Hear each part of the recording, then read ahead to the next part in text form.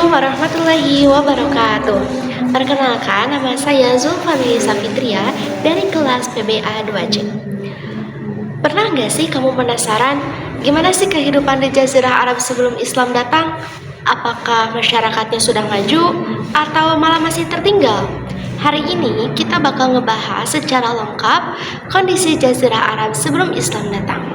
Kita bahas dari geografi, sosial, ekonomi, budaya, agama, hingga politiknya. Yuk kita mulai. Yang pertama, kondisi geografis dan letak strategis. Jazirah Arab secara geografis berada di antara tiga benua besar, yaitu Asia, Afrika, dan Eropa. Letaknya sangat strategis, berada di jalur perdagangan dunia saat itu. Tapi sayangnya, kondisi alamnya tidak bersahabat. Sebagian besar wilayahnya adalah padang pasir yang kering, berbatu, dan panas. Hujan sangat jarang turun. Karena itu, kehidupan di sana sangat bergantung pada mata air kecil di tengah gurun. Masyarakat Arab terbagi menjadi dua jenis. Yang pertama, Baduy, yang hidup nomaden di gurun, berpindah-pindah mencari air dan rumput untuk ternak. Kemudian yang kedua, urban. Mereka adalah masyarakat yang tinggal di kota-kota seperti Mekah, Yastrib atau Madinah, dan Taif, hidup dari perdagangan. Yang kedua, kehidupan sosial. Masyarakat Arab hidup dalam sistem kesukuan atau yang disebut dengan tribal. Nah, setiap suku itu punya pemimpin sendiri dan mereka itu sangat menjunjung tinggi loyalitas kepada suku.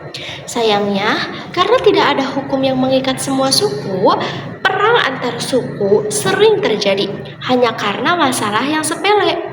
Misalnya, perselisihan air atau dendam turun-temurun itu bisa jadi perang bertahun-tahun. Kelas sosial juga itu sangat tegas. Ada orang yang merdeka, budak, dan perempuan itu menempati posisi paling rendah.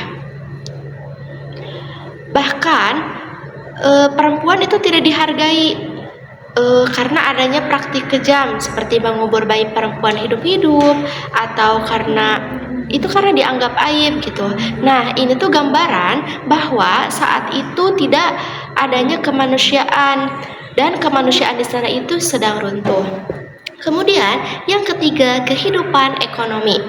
Meskipun alamnya keras, ekonomi Jazirah Arab saat itu cukup hidup, terutama di kota-kota besar seperti Mekah. Nah, kota ini menjadi pusat perdagangan karena berada di jalur dagang dari Yaman ke Syam atau Suriah dan dari India ke Mediterania. Orang-orang Mekah berdagang kain, kemudian rempah-rempah, kulit, dan perhiasan. Mereka juga mengadakan dua perjalanan besar setiap tahunnya.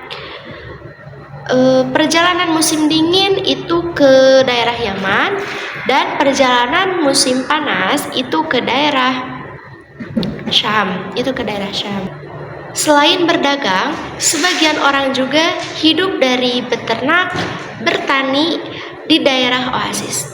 Dan sayangnya, ada orang yang hidup dari merampok kafilah atau mengandalkan denda dari perang suku. Kota Makkah juga mendapat pemasukan dari kegiatan ziarah ke Ka'bah. Nah, masyarakat Arab dari berbagai daerah itu datang untuk menyembah berhala di sana. Dan ini jadi sumber ekonomi besar bagi suku Quraisy. Yang keempat, budaya dan sastra.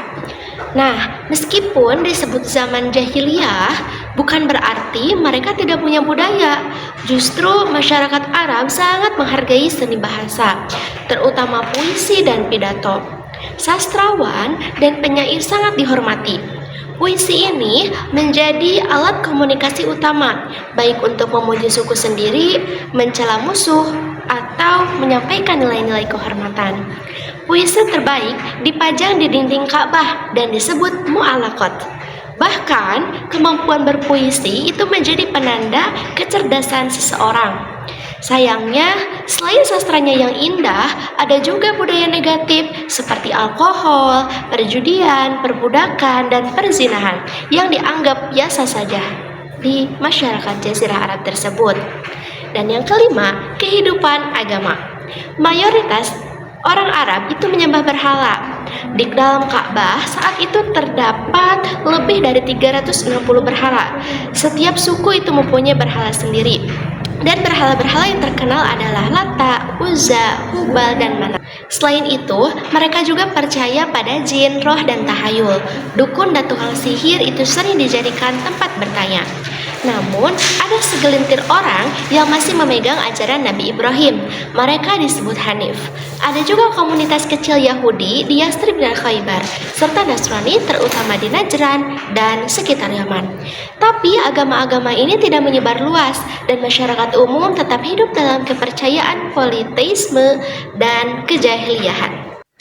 Selanjutnya, kehidupan politik di Jazirah Arab. Nah, secara politik, Jazirah Arab waktu itu tidak punya kerajaan besar seperti Romawi atau Persia. Nah, masing-masing suku itu hidup mandiri dan otonom. Tidak ada hukum nasional, tidak ada tentara, tidak ada juga lembaga negara. Hukum itu ditentukan oleh kepala suku dan seringkali berlaku hukum rimba, siapa kuat dia menang. Nah, keadaan ini menciptakan kekacauan dan ketidakstabilan. Orang miskin dan lemah itu tidak punya perlindungan dan perempuan nyaris tak punya hak. Nah, jadi bisa kita simpulkan, sebelum Islam datang, Jazirah Arab adalah wilayah yang kacau secara sosial dan moral.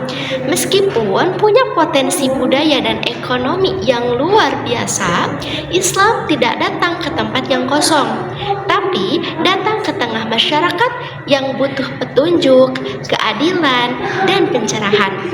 Dan dalam waktu singkat, Islam mengubah peradaban Arab menjadi pusat ilmu, keadilan, dan kekuatan spiritual dunia.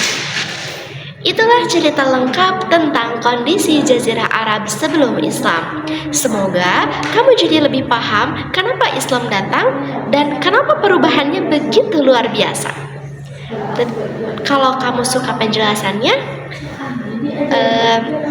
bisa saksikan di video selanjutnya. Terima kasih.